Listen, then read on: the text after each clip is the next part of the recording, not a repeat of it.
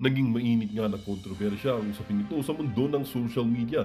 Ang mga mamayan ng Pilipinas ay hindi nakapagpigil at nagsagawa ng malawakang protesta laban sa administrasyon ni Pangulong Kuting ng Norte at ilang mga miyembro ng gabinete, lalo na ang tinaguriang tambaluslos ng mga personalidad at malupit na pagkilos sa publiko ay nag-udyok sa mga tanong ukol sa posibleng impeachment laban sa mga opisyal ng gobyerno. Kasabay na lumalang isyu ang mga aligasyon ng katiwalian at hindi pagtupad sa mga pangako sa mamamayan. Ayon sa mga nagpoprotestang sektor, ang patuloy na isyu ng hindi makatarungang pamamahagi ng yaman, hindi transparent na proyekto at mga bagong kontrobersyal na akba ng gobyerno ay nagdudulot ng malaking pagkabahala sa mga mamamayan. Saksi ang mga puok-puok sa Metro Manila at mga probinsya kung paano nagtipon-tipon ng mga tao upang ipakita ang kanilang galit at pagkadismaya sa pamahalaan. Sa mga social media platforms, mabilis na kumalat ang mga videos ng mga demokrasyon o demonstrasyon kung saan maraming tao nagpahayag ng kanilang matinding pagkabigo sa pamahalaan. Ang mga banner at slogan ng mga nagpoprotesta ay punong-puno ng pahayag na pangako at saloobin ukol sa mga nangyayari hindi makatarungang desisyon sa gobyerno. Sa mga inisyatiba na ito, pinagtutulungan ng mga grupo ng mamamayan ng mga hakbang upang magpasa ng petisyon na magbigay ng daan sa isang impeachment laban sa mga nasa puder. Ang tanong ngayon sa mga sektor o mga ekspektor at mamamayan, may impeach kaya ang mga nakaupo sa posisyon sa ilalim ng Konstitusyon ng Pilipinas? Ang impeachment ay isang legal na proseso na maaaring magpatalisik sa isang opisyal ng gobyerno tulad ng Pangulo kapag napatunayan ang mga kasalanan tulad ng betrayal of public trust, bribery at high crimes. Bagaman matagal ito ang ituturing na mahirap na ikasatuparan ng mga nagaganap na paglabag sa mga karapatan ng mga mamayan at mga aligasyon ng katiwalian at patuloy na pinapalakas ang pananawagan para sa isang masusing investigasyon at pagsasagawa ng mga legal na hakbang. Ang reaksyon ng investigasyon ay nakatutok sa mga hakbang na magpapakita ng kanilang transparency, ngunit malaki ang epekto ng mga insidente ng hindi pagkakasunduan sa mga pangunahing sektor tulad ng mga magsasaka, manggagawa at estudyante. Ibinato ng mga kritiko na sa kabila ng mga hakbang ng gobyerno upang tugunan ang ilang issue, tila hindi sapat ang mga hakbang upang maibsan ang galit at takot ng nararami. Habang ang bansa ay patuloy na nag-alboroto, ang tanong sa isipan ng marami ay, ano ang magiging kapalatan ng administrasyon ni Presidente Kuting at ng kanyang kaalyado? Well, para nga sa kabuang detalye, panoorin na lamang natin ang buong video at kung hindi ka pa naman nakapag-subscribe sa ating channel, ay mag-subscribe ka na para lagi kang maging updated sa ating mga bagong videos na ina-upload araw-araw.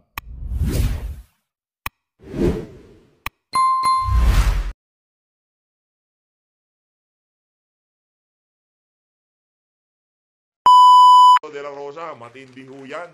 Eto mga kababayan ha, ngayong mga oras na to, ganito ho ang senaryo sa loob ng Malacanang mga kababayan. Ayan ho. Sa tingin ho natin ganyan katensyonado ngayong mga oras na to dyan sa loob ng Malacanang dahil sa lumabas na balita na yan na hindi sinusuportahan ng mga kababayan nating INC yaang galaw ng House of Representatives na yan. Saludo tayo ha sa pamunuan ng INC. Dapat po natin silang palakpakan. Ayun na nga mga kababayan. Dumako na ho tayo dito sa ating main event. Dito ho, i-a-anunsyo ho nitong si Sir Jen at nitong si Sir Nelson, yaang tagubilin, yaang tagubilin ng pamunuan ng INC kung ano nga ba ang masasabi nila dito sa magkasunod na impeachment complaint laban dito kay Vice President Sara Duterte. Para eto ano lang naman ho ito mabilisan lang naman ho ito. Para doon sa mga politikong nagbabalak magmano sa INC sa papalapit na eleksyon, mag-isip-isip kayo. Ito mga kababayan, panoorin ho natin to mga kababayan. Ngayon po, meron tayong napakahalagang announcement. Yan na nga. Nelson, pahayag. Breaking news po sa pamamagitan ng palatuntunan sa ganang mamamayan. Mga kapatid, yan ang termino natin, mga kapatid, mga kababayan, ipakishare nyo po itong ating YouTube Live.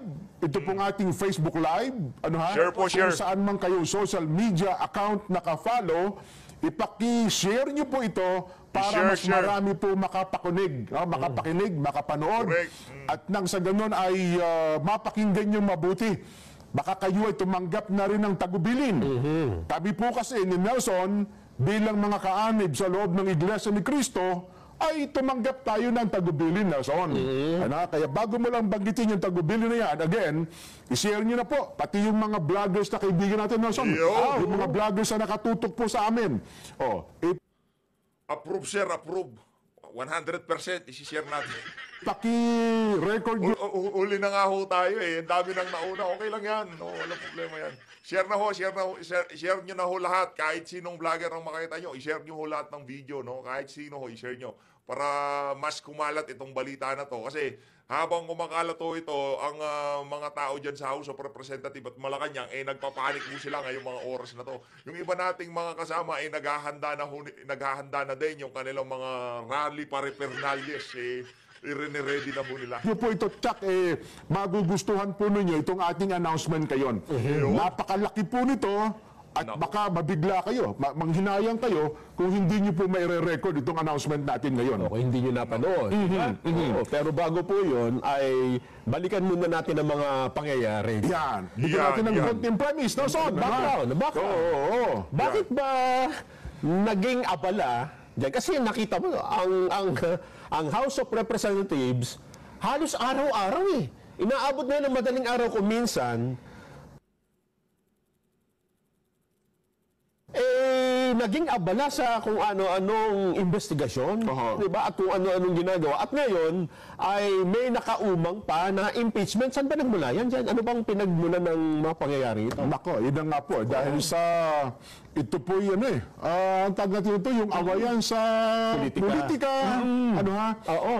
Yun hong mga issue na ibinabato sa pangalawang Pangulo, dahil daw po sa ganito, sa ganyan, hindi na natin muna talakayan sa pagkakalam naman yun ng ating mga kabayan.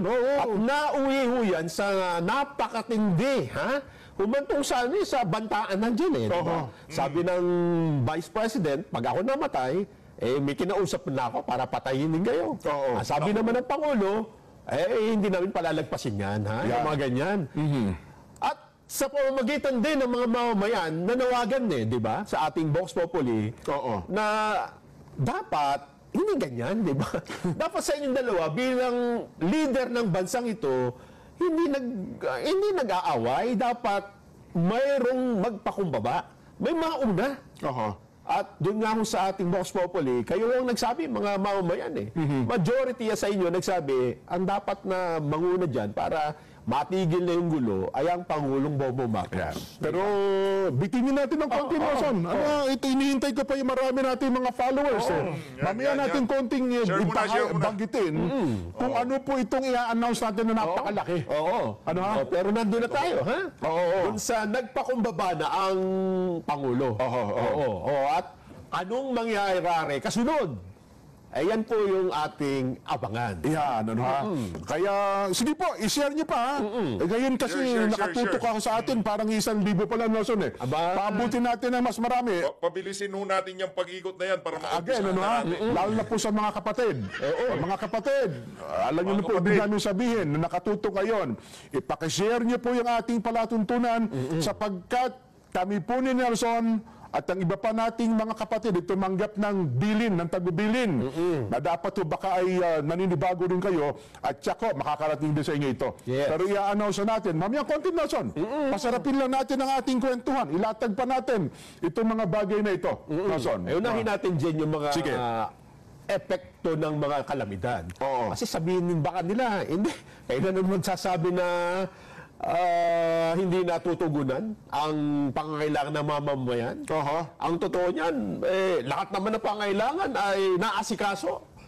Nako, baka naman sabihin nila na gano'n. Kaya okay lang maging busy ang mga nasa pamahalaan ngayon kung saang mga bagay. Kung para sa inyo, okay po yan. Sa amin po ni Nelson, hindi okay yan. Lalo na doon sa mga alam mo ba bilihin ngayon, Jen? Naku po, ako nung isang araw, namalengke ako pag uwi ko, kahit wallet ko, gusto ko na ibenta sa sobrang mahal mo ng bilihin.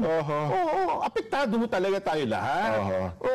Again, doon nga lang sa binabanggit natin kayo na epekto ng kalamidad. Yung anong bagyo, Nelson, ha? Simulan natin doon sa una, yung 5 magkakasunod. Sa 5 magkakasunod na bagyo, at yung huli, anong pangalang huli? Pipito? may PO, may OPE. Opel. Oo. Ano ha?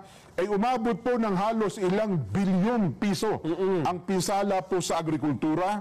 Ang pinsala po naman sa infrastruktura ay bilyon din po. Ano ha? Sa kabuuan, matuturing natin bilyon pong halaga ng pinsala ng sunod-sunod na 5 bagyo ha.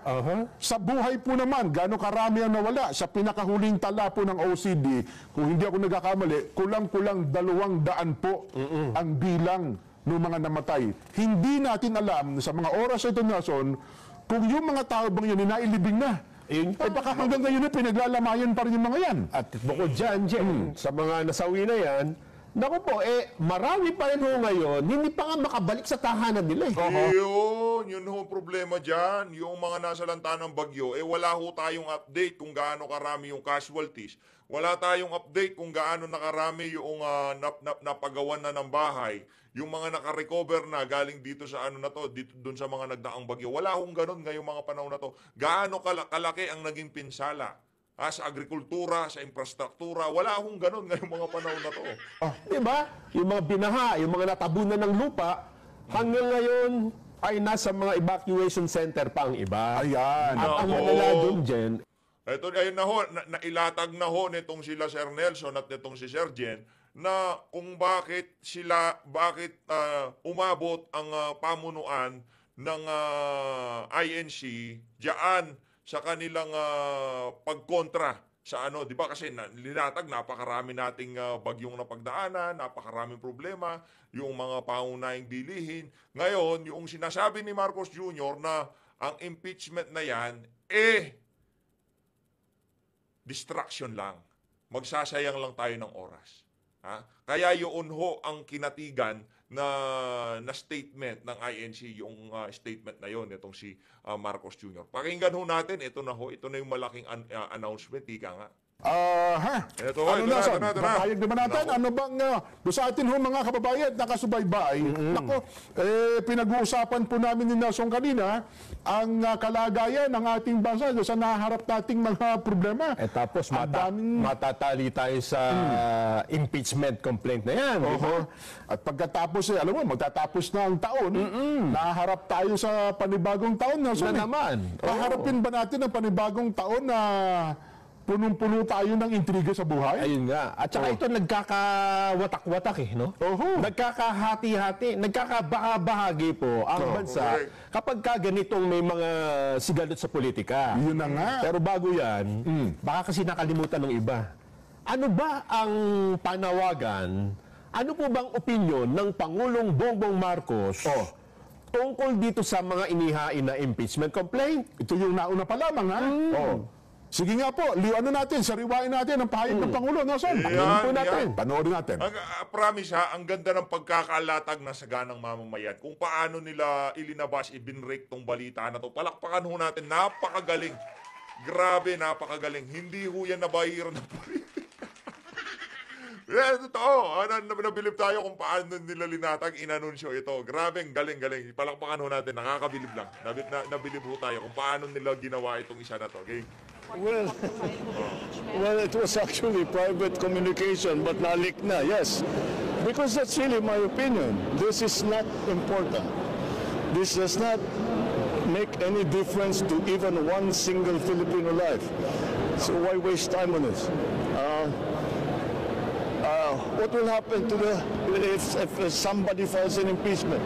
It will tie down the House, it will tie down the Senate. It will just take up all the time, and for what? For nothing. For nothing. None of this will help improve a single Filipino life. As far as I'm concerned, it's a storm in a teacup. Yan. Para sa wala niyo tayo mapapakinabang dito. For me, sabi ng Pangulong Bongbong, it's a storm in a teacup. For nothing. None of this will help improve a single Filipino life. Ba't natin pag-aksaya ng panahon, hindi ba? Kaya, ito na po.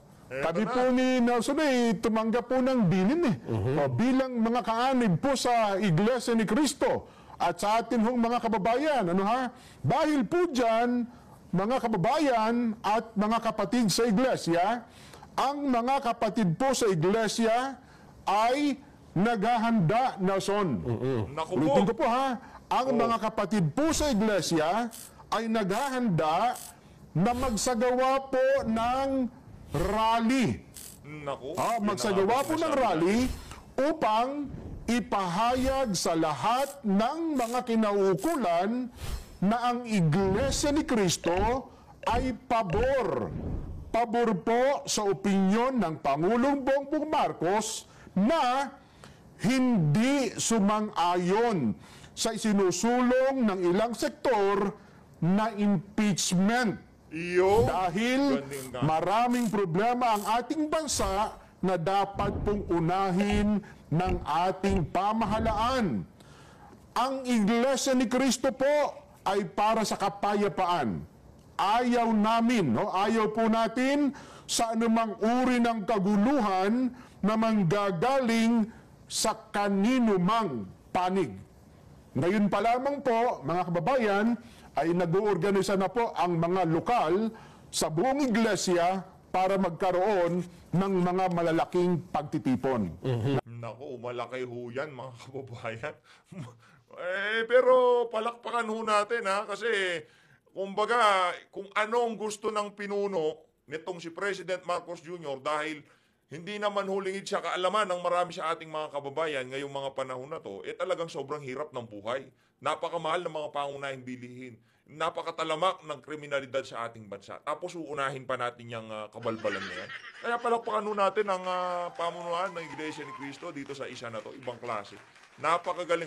CBCP, nasan na kayo? CBCP!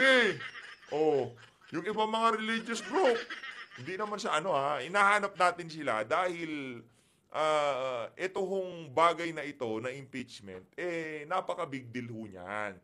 Siguro para dun sa iba, ano ba yan, tatanggalin lang naman si Sara. Mahihinto ho lahat ng mga dapat talakayin, kung ano man yung mga tatalakayin. Madiderail yung mga pondo, yung mga programa na kung saan pakikinabangan itong mga congressman. Kaya siya talaga natin dalhin doon ang bagsak. No? Madidelay, ulitin natin, madidelay yung pangungurakot, hindi, mali pa rin. Wala ko talagang lusot okay, sige. Para ipakita po at ipahayag, ito pong binabanggit namin na pabor kami sa opinyon ng Pangulong Bongbong Marcos ayos. na no to impeachment. Dahil ang dami ng problema ng bansa. So anong ibig sabihin yan?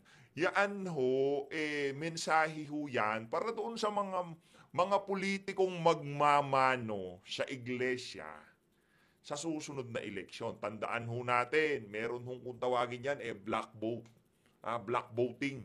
Pagka sinabi nila ng pamunuan na ito ang suportahan natin, naku po, lalo na senador. Tagilid yung mga senador na to. Yung mga hindi sang-ayon sa sinasabi nitong si Marcos Jr. na waste of time yung na yan, na yung impeachment na yan. Mag-isip-isip na kayo. Kasi ang pamunuan ng iglesia, isa sa mga, kumbaga, bulk na boto pagka kayo dinala ng iglesia. Yung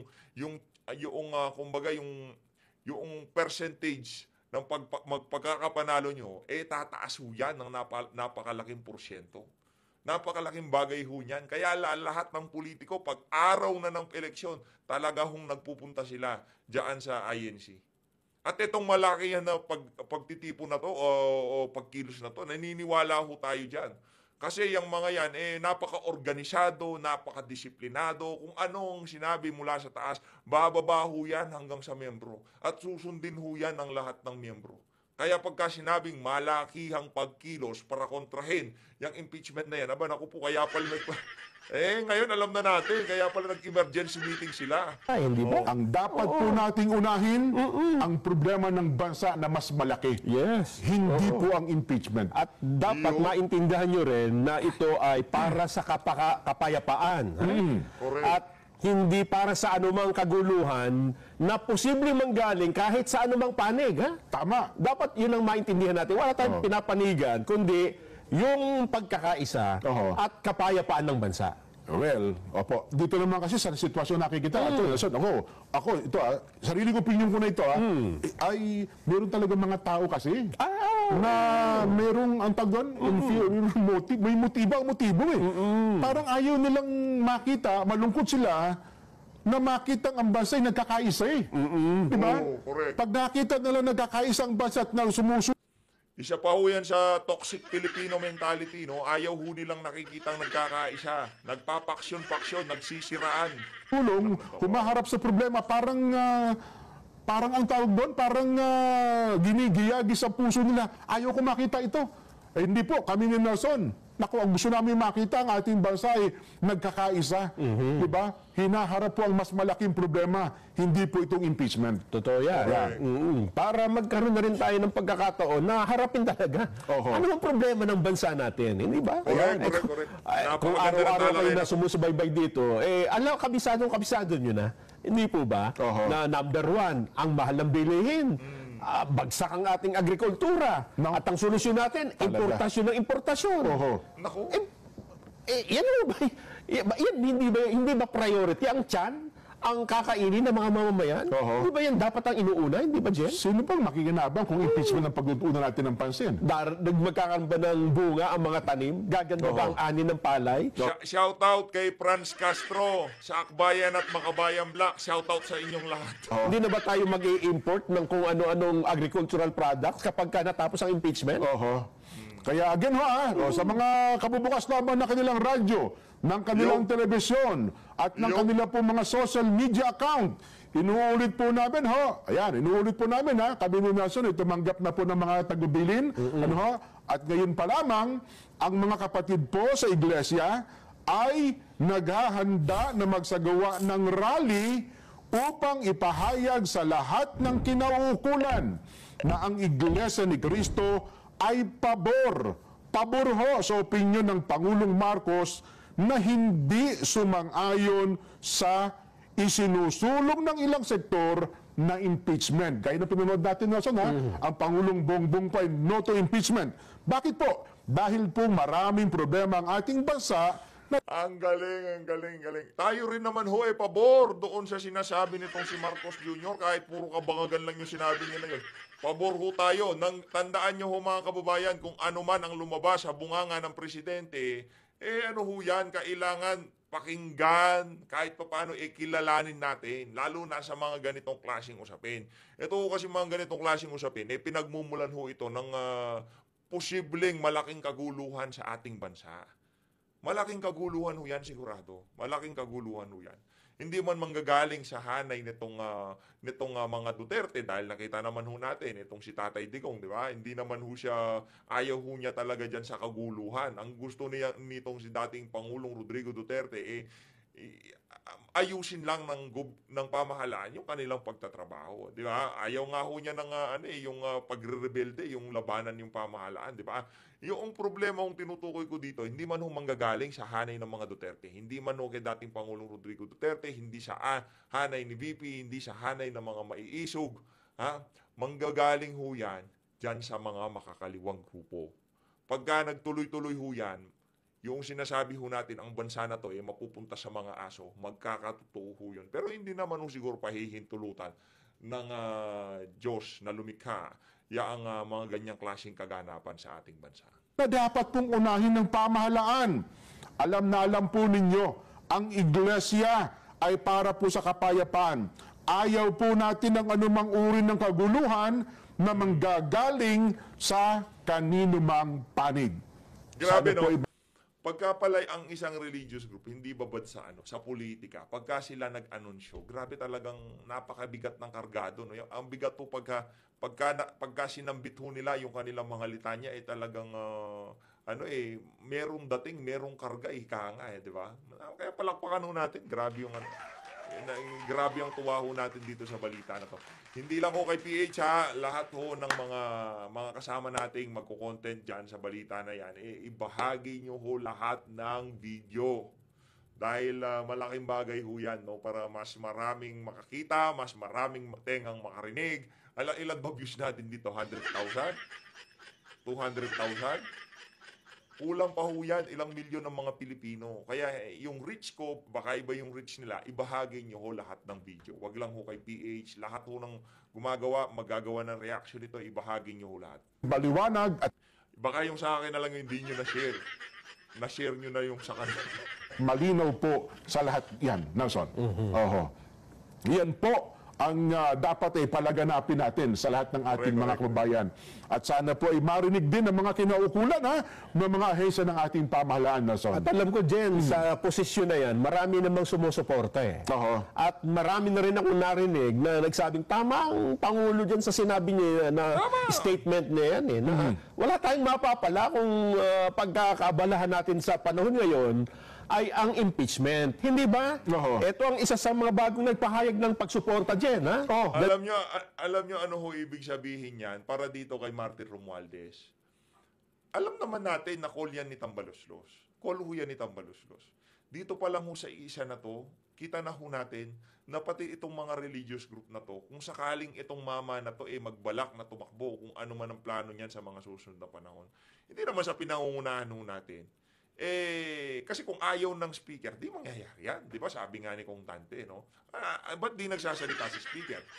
O doon pa lang ho alam na natin. Kaya itong si Martin Romualdez, kailangan mag-isip-isip na ho siya. Naku-corner na ho siya Sa lahat ng mga kabalbalan niya, naku-corner na ho siya. Kahit saan ho siya magpunta. O ituloy yung impeachment, dalawang magkasunod para gawing smoke screen sa bicameral pag-uusap ng House at Senado para dito sa 2025 budget. Marami maraming posible na kaya nila pinapalaki tong issue na to para yung mga singit-singit nila sa BICAM hindi mapansin ng ating mga kababayan. Possible, di ba? Or meron ho silang malaking pagnanakaw na ginagawa ngayong mga panahon na to. Kaya kailangan nilang gumawa ng ganito kalaking balita para malihis ang atensyon ng mga media, atensyon ng mga kababayan natin, atensyon ng kung sino man, mga otoridad sa mga pagnanakaw na yan. Pinapadulas ng mga kargamento, smuggling, illegal na droga, hindi mo natin alam. Pero itong administrasyon na to, napakaraming kabalbalan sa totoo lang. Yan sa posisyon na wag nang unahin. Tuloy. Wag na yan. Moto impeachment, sino Oo. yan? Ito ay si Senador Jinggoy Estrada. Yan. Bagamat nanawagan po kahapon si Senate President Escudero. Si Escudero. Si Escudero Oo. na, mga senador, wag muna kayo magbigay ng reaksyon tungkol sa impeachment kasi magiging judge tayo pagka yan umakyat sa atin. Pero nagsalita rin si Senador Estrada dyan Ang sabi niya, meron ba tayong graphics dito? I have a previous statement before. Mesot pa pala. Yan. Papakinggan na natin. Ano bang sabi ni Senador Jinggoy Estrada tungkol dun sa opinion ng Pangulo na no to impeachment? Pakinggan nga natin. I had a previous statement before na I am against any impeachment cases. That said, it will divide our country furthermore. Diba? What happened to when my father was impeached? So when my father was impeached, gumanda mga buhay. Pilipino? Kaya naman, kung natanggal yung mata ng Marcos, gumanda ba? Lalo, worsen. Yan po ang statement ni Senador Jinggoy. Aminin man natin. So ako, ilan bang impeachment nasaksihan ko na? Erap, nasaksihan ko yan. Corona, nasaksihan ko yan. Itong Sereno, pero hindi naman na tuloy-tuloy. Yung kay ERAP, di pa ho tayo babad sa politika nung mga panahon na bata pa ho tayo na, di pa tayo masyadong bukas dito sa mga ganitong sabi. Pero yung kay Renato Corona, nasubaybayan ho natin yun mula umpisa hanggang dulo na umpisahan natin. Yung lang kay hindi natin na yung kay Sereno hindi ho natuloy yun, di ba? Hindi natuloy. Bumabaho siya, kaya hindi natuloy. Pero itong isa na to, isa tingin natin, matutuloy, binabraso sa House of Representatives. O kung gumalaw na ho itong mga kababayan nating INC member, ano ba naman ho kung, di ba? Kasi ang gusto lang naman ng pagkilos na gagawin nila, pagtuunan ng pansin, yung mga importanteng bagay na problema ngayon sa ating bansa. Hindi yung kung ano pa man. Wala ho sa politika kasi wala naman ho silang mga kandidato o si Kong Dante tumatakbo ng pagka-senador pero malayo sa usapan niya. No, wala ho sila doon sa mga paksyon na nagkakagulo ngayong mga panahon na to. Kaya itong gagawin na ho nila nito, sa tingin natin para sa ating napakapayak na pananaw dito sa PH Update, para ho talaga sa bayan yung gagawing pagkilos na yan ng mga kababayan nating INC member. Saludo, palakpakan ho natin ulit. Dami ng palakpakan yan, ha? Kay Sereno iba eh. Oo, pero di ba, nagsimula Magaling, magaling. pa-impeachment na rin yun eh. Talaga po namang ang trabaho ng Senado na out of focus talaga. Yung kay dating Pangulong Erap Estrada, di ba? Nene Pimentel, yung time na yun eh. Yes. May ibang taki mo, nagkagulutan dyan sa brown envelope. Oo nga. At nung binuksan yung brown envelope, Wala ano na naman? pala. Di ba? Kaya nga ako dyan nananawagan din sa iba. Ha? Oho. Sa mga ibang senador o ibang mga congressman, anong standing nyo? Di ba? Dapat Nako. Para doon sa mga congressman, ano hong stand nyo? Tinatanong ho ng mga kababayan nating INC member ko. Saan ho kayo nakatayo dito sa usapan? tumayo kayo ngayon. Ha? Kayo ba, wala ba kayong sariling paa? Oho. Wala ba kayong sariling paninindigan? Anong stand nyo sa punto na ito? Unahin nyo po ba yung hindi makabubuti? Ang Pangulo na nagsabi. Hindi ba kayo naniniwala sa Pangulo ninyo? Sa Pangulo ng Pilipinas na ibinoto ng ilang milyong Pilipino at pinaniniwalaan pa ng mga Pilipino hanggang ngayon? Si Senadora Amy Marcos may statement kahapon, sabi, irespeto niya naman ang Pangulo. Hinahanap po nga yung statement ni Senadora Amy na sinasabing, ano ba? Irespeto niyo naman ang Pangulong Bongbong doon sa kanyang naunang pahayag na wag nang ituloy. Hindi naman kayo minamanduhan, hindi naman kayo inuutusan eh. Di ba? Pero, nagbigay ng statement ang Pangulo, dapat naman niya, irespeto natin yun. Hindi ko na makita yung statement eh, na ito. Nasa ano na ha? Ito. Umaapila po si Senadora Amy Marcos sa mga nagpapa-impeach kay BP Inday Sara, irespeto naman ninyo. Irespeto naman ninyo kahit kaunti si Pangulong Bongbong Marcos. Sa panayam po, sinabi ng presidential sister na mismong ang Pangulo nga, hindi pabor na patalsikin sa pwesto ang vice-presidente dahil maapektuhan lamang ang trabaho ng mga kongresista at ng mga senador. Hindi rin niya makabubuti at hindi kagaganda ng buhay ng sambayanang Pilipino ang pag-impeach kay BP Sara dahil sangkaterba. Sangkaterba pa rin po ang problemang mas dapat pagtuunan ng mga mambabatas. Ayon pa po kay Senadora Amy, may sariling mundo kasi. May sariling mundo kasi ang kanyang pinsan, ito pinakalangan ni Senadora Amy, ang kanyang pinsan na si Speaker Martin, kaya may sariling direksyon ang Kamara de Representante. Pinapayuhan po niya ang kanyang pinsan, makinig naman kay Pangulong Marcos at isang tabi muna ang pansarili niyang ambisyon sa 2028 elections. Gayon din ang kanyang galit at hinanakit. Yun. Ang panawagan pa po ni Senadora Amy na ipagdiinan pa ng kanyang direktiba laban sa impeachment ni BP Sara dahil lumilitawan niya na may nangyayaring sabwatan. Kahit kauntian niya, pwede ba irespeto niya naman ang Pangulong Bongbong? Yan po ang statement ni Senadora Amy. Kahapon yata ito, narinig ko.